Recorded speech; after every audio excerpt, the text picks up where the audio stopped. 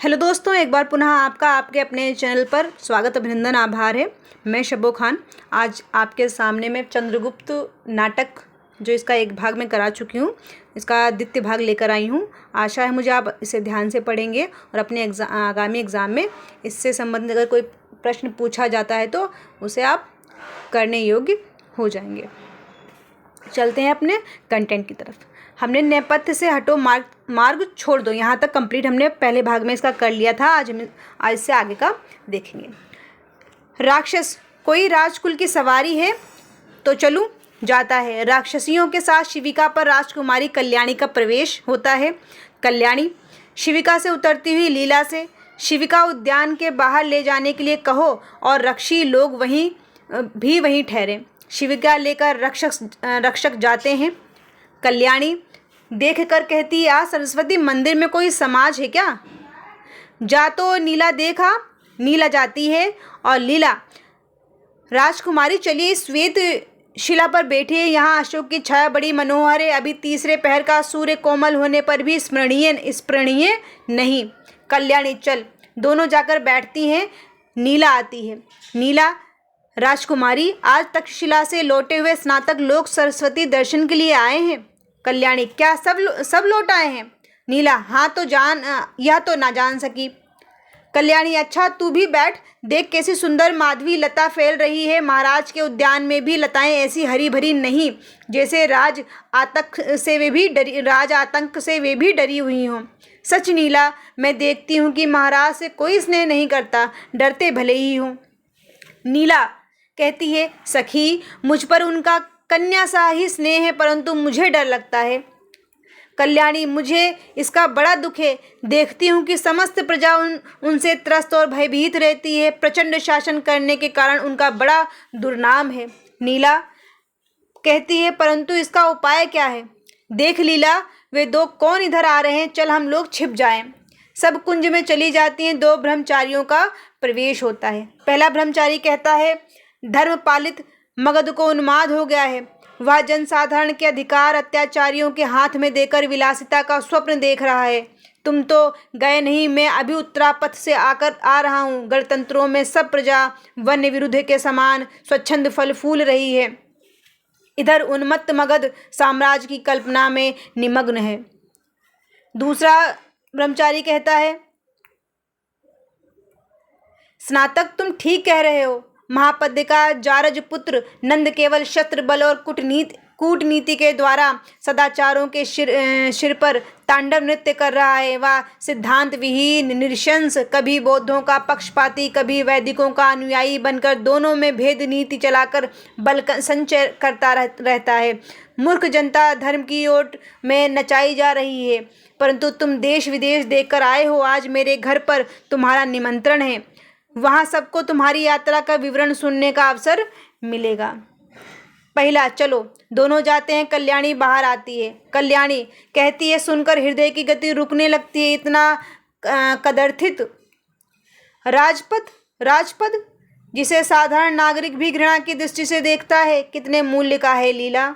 नेपथ्य, भागो भागो, या राजा का अहेरी चीता पिंजरे से निकल भागा है। भागो भागो आवाज आती है।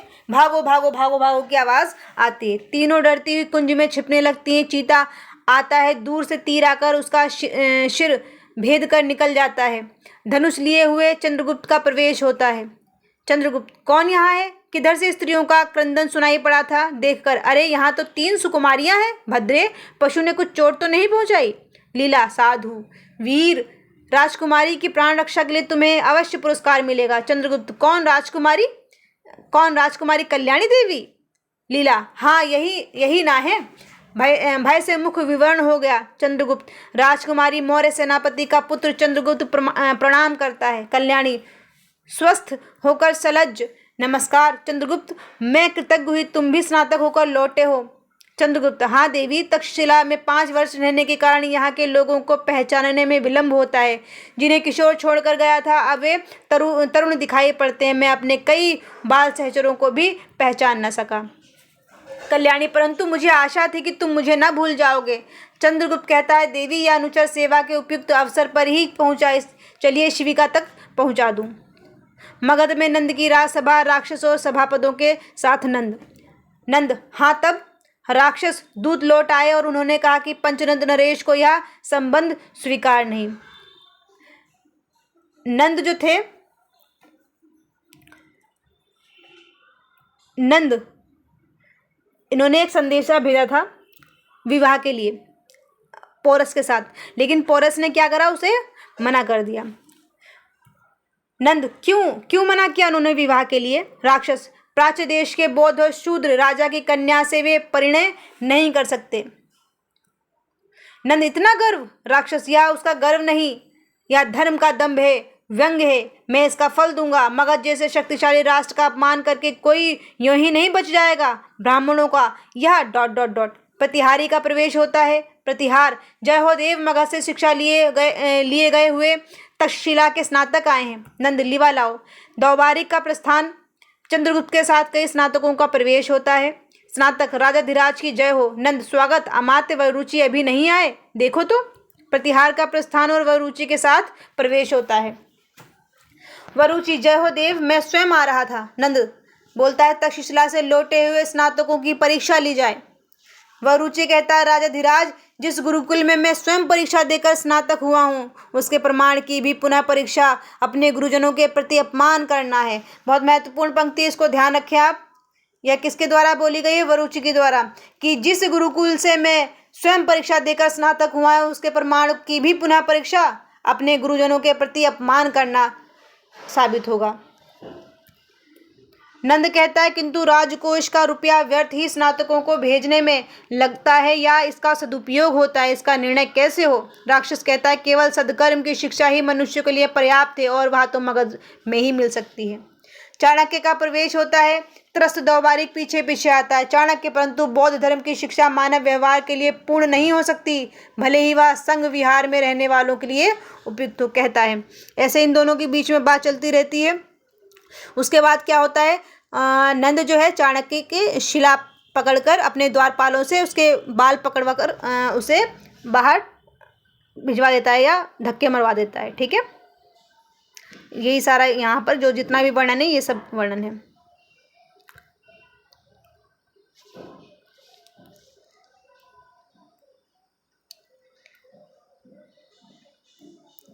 ये चीज सारी वही है।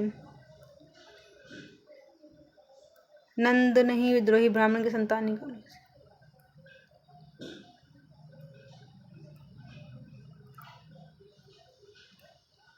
चाणक्य को फिर उसके बाद क्या कहते हैं, चाणक्य बोलता है तो उसके बाद चाणक्य को बंदी बना लिया जाता है। उसके बाद यहाँ से देखते हैं, सिंधु तट, अलका और मालविका।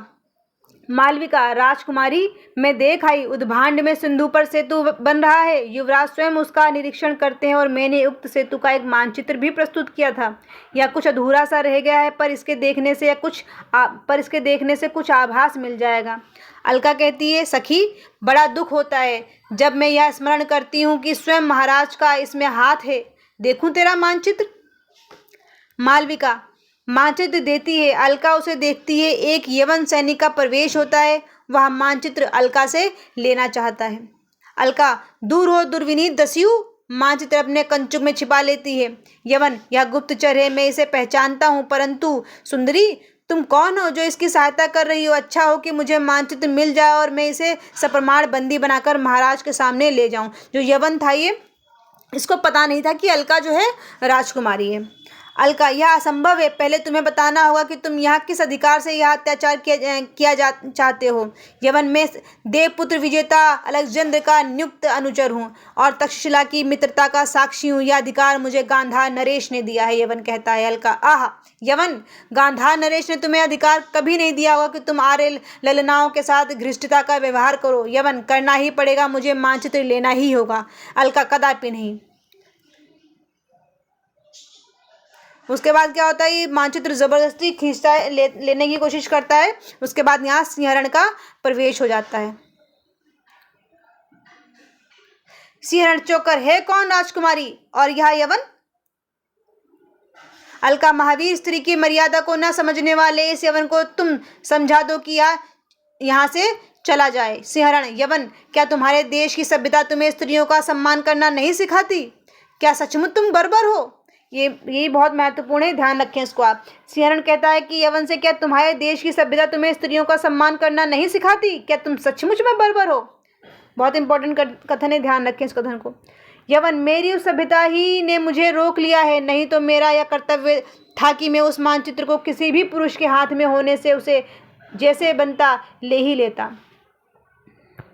सिंहरण कहता है, तुम बड़े प्रगल्भ हो यवन, क्या तुम्हें भय नहीं कि तुम एक दूसरे राज्य में ऐसा आचरण करके अपनी मृत्यु बुला रहे हो? यवन उसे आमंत्रण देने के लिए ही उतनी दूर से आया। इन दोनों के बीच में फिर क्या होता है, लड़ाई झगड़े होते हैं।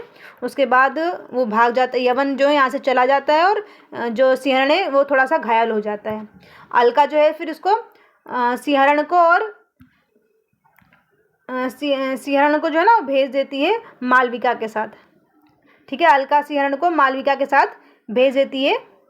देखो, अलका, मालविका तुम भी साथ जाएगी, मालविका अभी तुम्हारे साथ जाएगी, तुम जाने योग्य इस समय नहीं हो, क्योंकि सिंहरण जो है ना उससे झगड़ते टाइम घायल हो गया था। सिंहरण, जैसी आज्ञा, बहुत शीघ्र फिर दर्शन करूंगा। जन्मभूमि के लिए ही यह जीवन है, फिर जब आप सी सुकुमारियाँ इसकी सेवा में कटिबद्ध हैं तब मैं पीछे कब रहूंगा। अच्छा, नमस्कार। मालविका नाव में बैठती है, अलका सातृष्ण नयनों से देखती हुई नमस्कार करती है, नाव चली जाती है। 4 सैनिकों के साथ यवन का प्रवेश। यवन, निकल गया मेरा अहेर, यह सब प्रपंच इसी रमणी का है, इसको बंदी बनाओ। फिर वो यवन जो है ना फिर से आ जाता है सैनिकों को लेकर, और इतने दो सिंहरण चला जाता है मालविका के साथ। ठीक है, उसके बाद यवन इसको लेके जाता है, यवन जो है ना इसको लेके चला जाता है अलका को। अलका संकेत से वर्जित, अलका उसे यवन जो महाराज हैं, इसके जो पिता हैं, इसके दरबार में उसको लेके जाता है यवन। हाँ, ये रहा। यवन जो है गांधार नरेश के पास जाता है। अलका कहती है, तुम चलो, ठीक है मैं तैयार होती हूँ चलने के लिए, चलो। कहाँ लेके चलोगे? तो यवन कहता है, गांधार नरेश के पास। फिर ये दोनों आ जाते हैं। ठीक है, मगध का बंदीगृह। चाणक्य, समीर की जो चाणक्य को बंदी बनाया गया था नंद के द्वारा, अब चाणक्य मगध का बंदीगृह है, वहाँ चाणक्य का वर्णन यहाँ पर है। चाणक्य, समीर की गति भी अवरुद्ध है, शरीर का फिर क्या कहना, परंतु मन में इतने संकल्प और इतने विकल्प, एक बार निकलने पाता तो दिखा देता कि इस दुर्बल हाथों में साम्राज्य उलटने की शक्ति है, और ब्राह्मण के कोमल हृदय में कर्तव्य के लिए प्रलय की आंधी चला देने की भी कठोरता है।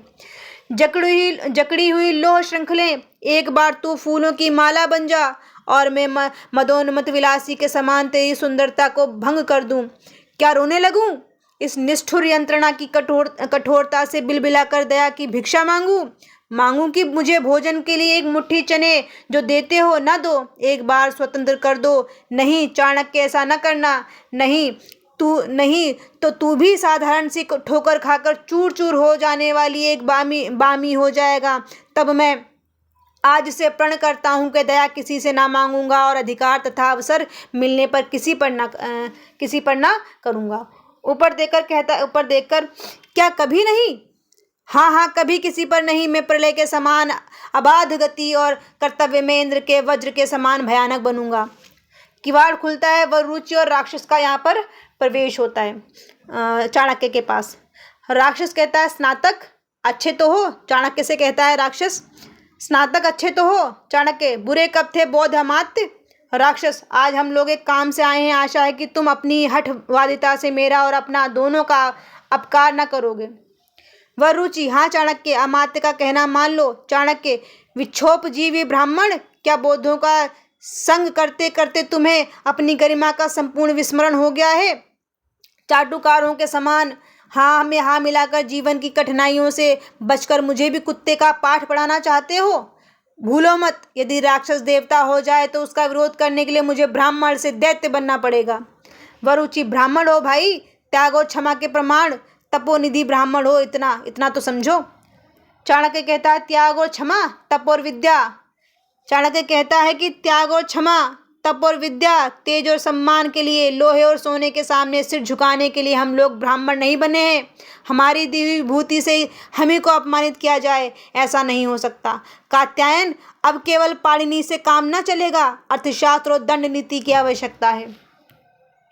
वरुचि कहता है, मैं वार्तिक लिख रहा हूँ चाणक्य, उसी के लिए तुम्हें सहकारी बनाना चाहता हूँ, तुम इस बंदीगृह से निकलो। ये ध्यान रखें, इंपॉर्टेंट है। वार्तिक कौन लिख रहा था? वार्तिक वरुचि वार्तिक लिख रहा था। पूछा जा सकता है कि चंद्रगुप्त नाटक में वार्तिक कौन लिख रहा था, तो वरुचि वार्तिक लिख रहा था। ठीक है, ध्यान रखें। चाणक्य कहता है, मैं लेखक नहीं हूँ कात्यायन, शास्त्र प्रणेता हूँ, व्यवस्थापक हूँ। राक्षस कहता है, अच्छा, मैं आज्ञा देता हूँ कि तुम विवाद न बढ़ाकर स्पष्ट उत्तर दो। तुम तक्षशिला में मगध के गुप्त परिनिधि बनकर जाना चाहते हो या मृत्यु चाहते हो? तुम्ही पर विश्वास करके क्यों भेजना चाहता हूँ या तुम्हारी स्वीकृति मिलने पर बताऊंगा? राक्षस कहता है।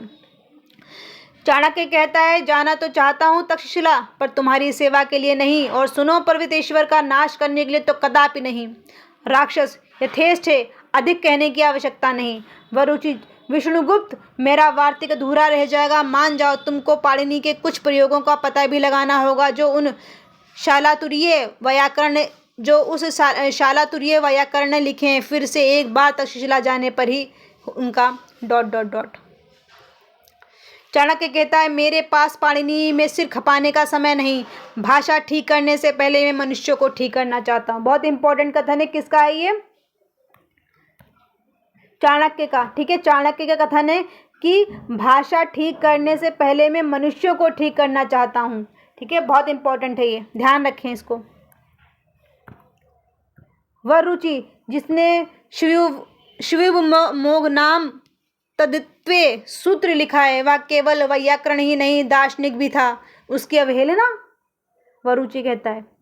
चाणक्य, या मेरी समझ में नहीं आता। मैं कुत्ता, साधारण युवक, और इंद्र को कभी एक सूत्र में नहीं बांध सकता। कुत्ता कुत्ता ही रहेगा, इंद्र इंद्र। सुनो वरुचि, मैं कुत्ते को कुत्ता ही बनाना चाहता हूँ। नीचों के हाथ में इंद्र का अधिकार चले जाने से जो सुख होता है, उसे मैं भोग रहा हूँ, तुम जाओ। वरुचि, क्या मुक्ति भी नहीं चाहते? चाणक्य, तुम लोगों के हाथ से वह भी नहीं। राक्षस, अच्छा, तो फिर तुम्हें अंधकूप में जाना होगा। इतने में चंद्रगुप्त का प्रवेश हो जाता है और चंद्रगुप्त आता है और चाणक्य को छुड़ाकर लेकर चला जाता है। गांधार नरेश का प्रकोष्ठ। चिंतायुक्त प्रवेश करते हुए राजा। गांधार नरेश चिंतित हैं और अपने में कुछ सोच रहे हैं। यहाँ पर है, ठीक है, उसका चित्रण यहाँ पर किया गया है। राजा, बूढ़ा हो चला परंतु मन बूढ़ा ना हुआ। बहुत दिनों तक तृष्णा को तृप्त करता रहा पर तृप्त नहीं होती। आंभिक तो अभी युवक है, उसके मन में महत्वाकांक्षा का होना अनिवार्य है। उसका पथ कुटिल है, गंधर्व नगर की सी सफलता उसे अपने पीछे दौड़ा रही है। विचार कर। हाँ, ठीक तो नहीं है, पर उन्नति के शिखर पर नाक के सीधे चढ़ने में बड़ी कठिनता है। ठहर कर, रोक दूं? अब से भी अच्छा है, तब वे घुस आवेंगे तब तो गांधार को भी वही कष्ट भोगना पड़ेगा जो हम दूसरों को देना चाहते हैं। ये अपने मन में सोच रहे हैं नरेश। अलका के साथ यवन और राक्षसों का प्रवेश। जो अलका को पकड़कर ला रहा था यवन, उसका प्रवेश होता है। राजा, बेटी अलका? अलका कहती, हाँ महाराज। अलका, राजा, नहीं, कहो हाँ पिताजी। अलका, कब तक तुम्हें सिखाता रहूं? अलका, नहीं महाराज। राजा, फिर महाराज? पागल लड़की, कह पिताजी। अलका, वह कैसे महाराज? न्यायाधिकरण पिता संबोधन से पीछे पक्षपाती हो जाएगा। राजा, यह क्या? यवन, महाराज, मुझे नहीं मालूम कि राजकुमारी है, अन्यथा मैं इन्हें बंदी न बनाता। राजा, सिल्यूकस, तुम्हारा मुख कंधे पर से बोल रहा है। यवन, यह मेरी राजकुमारी अलका है। आ बेटी। उसकी ओर हाथ बढ़ाता है, वह अलग हट जाती है। अलका, नहीं महाराज, पहले न्याय कीजिए। यवन, उद्भांड पर बंधने वाले पुल का मानचित्र इन्होंने एक स्त्री से बनवाया है और जब मैं उसे मांगने लगा तो एक युवक को देखकर इन्होंने उसे हटा दिया। मैंने यह समाचार आप तक निवेदन किया और आज्ञा मिली कि वे लोग बंदी किए जाएं, परंतु वह युवक निकल गया। राजा, क्यों बेटी? मानचित्र देखने की इच्छा हुई थी सिल्यूकस से।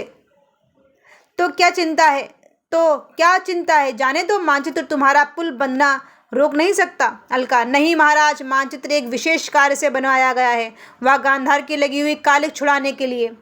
राजा, सो तो मैं जानता हूँ बेटी, तुम क्या कोई नासमझ हो। वेग से आम्भिक का प्रवेश होता है। आम्भिक, नहीं पिताजी, आपके राज्य में एक भयानक षड्यंत्र चल रहा है और तक्षशिला का गुरुकुल उसका केंद्र है। अलका उस रहस्यपूर्ण कुचक्र की कुंजी है। राजा, क्यों अलका, यह बात सही है।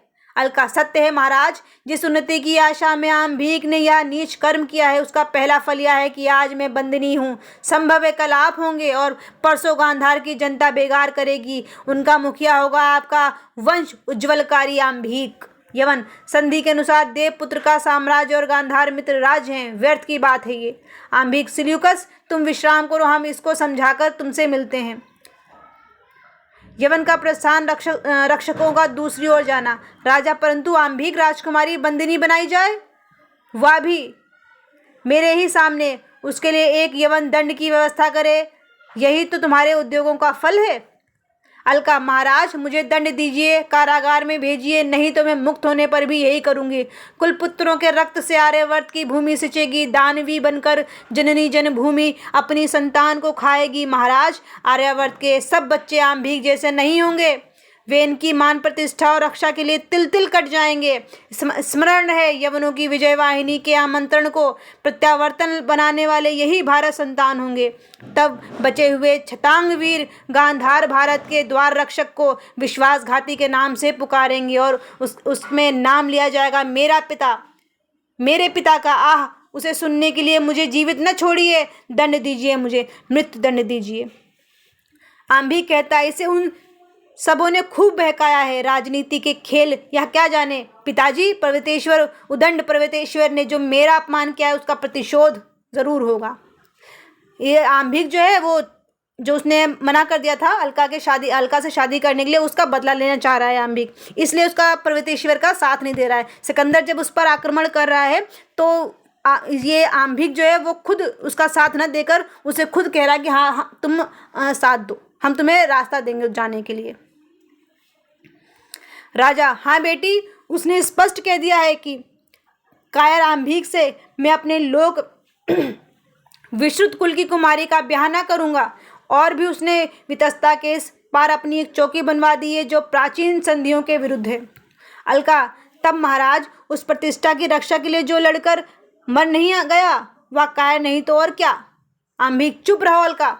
राजा, तुम दोनों ही ठीक बातें कह रहे हो, फिर मैं क्या करूं। अलका, तो महाराज मुझे दंड दीजिए, क्योंकि राज्य का अंधाधिकारी आम्भिक ही उनके शुभाशुभ क्या लिखा है कि कसौटी है। मैं भ्रम में हूँ। राजा, मैं यह कैसे कहूँ। अलका कहती है, तब मुझे आज्ञा दीजिए, मैं राज मंदिर छोड़कर चली जाऊंगी। राजा, कहाँ जाओगी और क्या करोगी अलका। अलका, गांधार में विद्रोह मचाऊंगी। राजा, नहीं अलका, तुम ऐसा नहीं करोगी। अलका, करूंगी महाराज, अवश्य करूंगी। राजा, फिर मैं पागल हो जाऊंगा, मुझे तो विश्वास नहीं होता। आम्भिक, और तब अलका, मैं अपने हाथों से तुम्हारी हत्या करूंगा। राजा, नहीं आम्भिक, तुम चुप रहो, सावधान। अलका के शरीर पर जो हाथ उठाना चाहता हो उसे मैं द्वंद्व युद्ध के लिए ललकारता हूँ। आम्भिक सिर नीचा कर लेता है। अलका, तो मैं जाती हूँ पिताजी।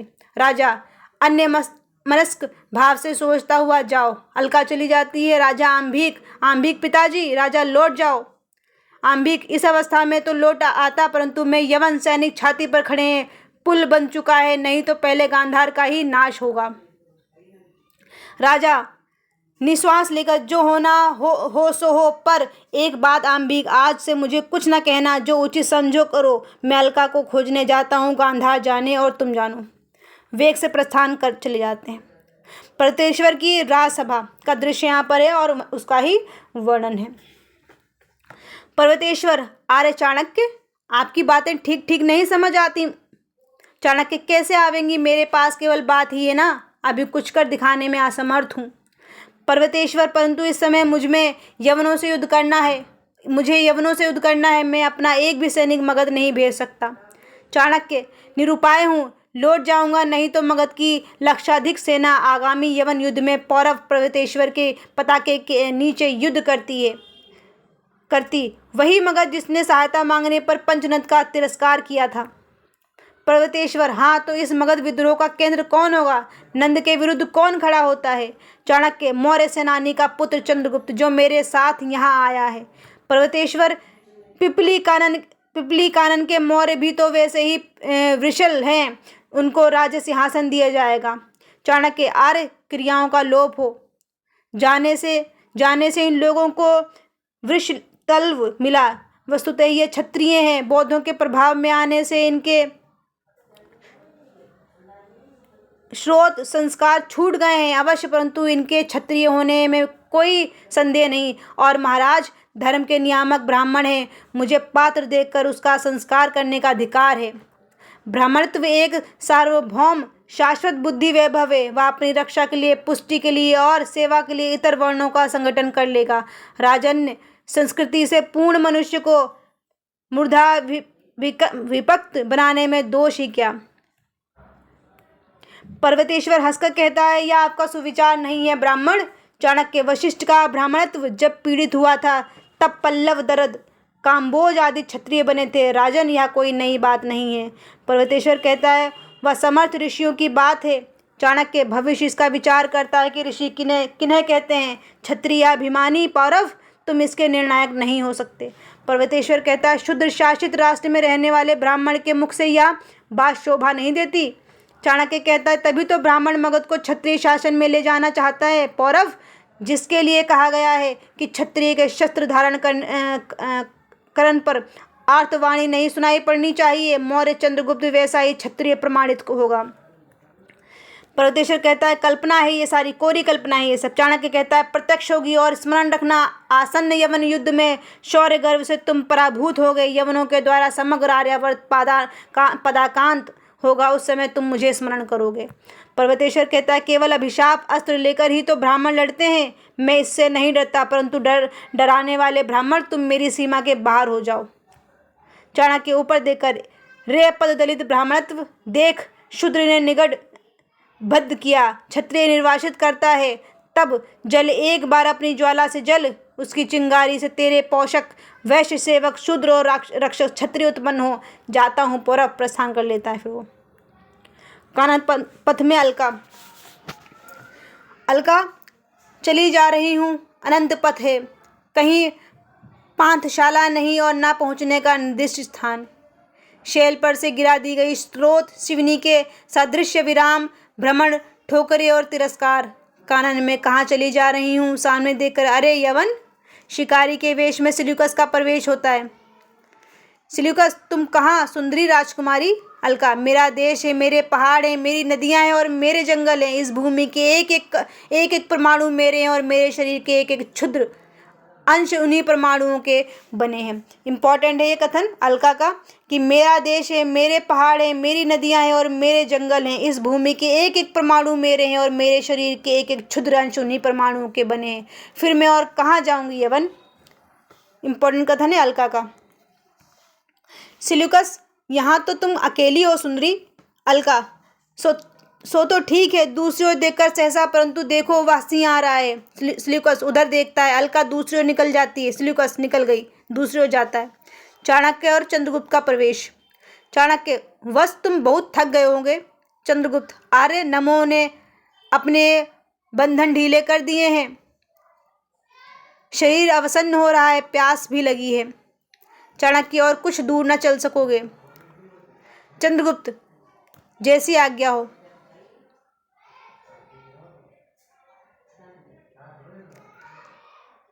चाणक्य पानी लेने जाता है, इसके इतने में शेर आता है, वो चंद्रगुप्त पर हमला करने लग जाता है।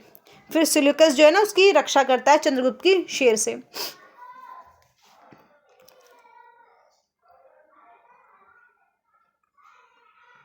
सिल्यूकस आता है, यवन सेनापति तुम कौन हो? चाणक्य, एक ब्राह्मण। सिल्यूकस, या तो कोई बड़ा श्रीमान पुरुष है ब्राह्मण, तुम इसके साथ ही हो? चाणक्य, हाँ, मैं इस राजकुमार का गुरु हूँ, शिक्षक हूँ। सिल्यूकस, कहाँ निवास है? चाणक्य, चंद्रगुप्त मगध का एक निर्वासित राजकुमार है। सिल्यूकस कुछ विचारता है, अच्छा अभी तो मेरे शिविर में चलो, विश्राम करके फिर कहीं जाना। चंद्रगुप्त, यह सिंह कैसे मरा? ओह, प्यास से मैं हतचेत हो गया था, आपने मेरे प्राणों की रक्षा की, मैं कृतज्ञ हूँ। आज्ञा दीजिए, हम लोग फिर उपस्थित होंगे, निश्चय जानिएगा। चंद्रगुप्त कहता है उससे क्योंकि वो प्यास की वजह से वो स्नब्ध बेहोश सा हो गया था। उसके बाद सिल्यूकस ने उसकी रक्षा की थी सिंह से। सिल्यूकस कहता है, जब तुम अचेत पड़े थे तब यह तुम्हारे पास बैठा था, मैंने विपद समझकर इसे मार डाला। मैं यवन सेनापति हूँ। चंद्रगुप्त, धन्यवाद भारतीय, कृतज्ञ नहीं होते सेनापति, मैं आपका अनुग्रहित हूँ, अवश्य आपके पास आऊँगा। तो ये ध्यान रखें, कौन कहता है कि भारतीय कृतज्ञ नहीं होते। ठीक है, इंपॉर्टेंट है, भारतीय कृतज्ञ नहीं होते। कौन कहता है ये? भारतीय कृतज्ञ नहीं होते, चंद्रगुप्त कहता है ये। ठीक है, ये ध्यान रखें इस पंक्ति को। अलका, आर्य, चाणक्य और चंद्रगुप्त ये भी यवनों के साथी। जब आंधी और करका वृष्टि, अवकर्षण और दावाग्नि का प्रकोप हो, तब देश की हरी भरी खेती का रक्षक कौन है? शून्य व्योम प्रश्न को बिना उत्तर दिए लौटा देता है। ऐसे लोग भी आक्रमणकारियों के चंगुल में फंस रहे हों, तब रक्षा की क्या आशा? झेलम के पार से न उतरना चाहती है। उन्मत्त पर्वतेश्वर अपने विचारों में मग्न है। गांधार छोड़कर चलूं? नहीं, एक बार महात्मा दांड्यायन को नमस्कार कर लूं, उस शांति संदेश से कुछ प्रसाद लेकर तब अन्यत्र जाऊंगी। अलका कहती जाती है। आगे देखो, सिंधु तट पर दांड्यायन का आश्रम है। दांड्यायन का आश्रम कहाँ पर है? सिंधु तट पर है। ध्यान दें उसको, दांड्यायन का आश्रम कहाँ पर है? सिंधु तट पर है। दांड्यायन, पवन एक क्षण विश्राम नहीं लेता। सिंधु की जलधारा बही जा रही है। बादलों के नीचे पक्षियों का झुंड उड़ा जा रहा है। प्रत्येक परमाणु न जाने किस आकर्षण में खिंचे चले जा रहे हैं, जैसे काल अनेक रूप में चल रहा है। यही तो ... दांड्यायन। एनिसाक्रिटीज का प्रवेश होता है। एनिसाक्रिटीज, महात्मन दांड्यायन, चुप रहो, सब चले जा रहे हैं, तुम भी चले जाओ, अवकाश नहीं, अवसर नहीं। एनिसाक्रिटीज, आपसे कुछ ... दांड्यायन, मुझसे कुछ मत कहो, कहो तो अपने आप ही कहो, जिसे आवश्यकता होगी सुन लेगा। देखते हो कोई किसी की सुनता है? मैं कहता हूँ, सिंधु के एक बिंदु धारा में न बहकर मेरी एक बात सुनने के लिए ठहर जा। वह सुनता है, ठहरता है, कदापि नहीं। एनिसाक्रिटीज। चलिए आगे की हम अगले क्लास में आगे की जो रह गई है वो कंप्लीट करेंगे। तब तक के लिए आप इसे पढ़ें और अपना रिवाइज करते रहें। धन्यवाद।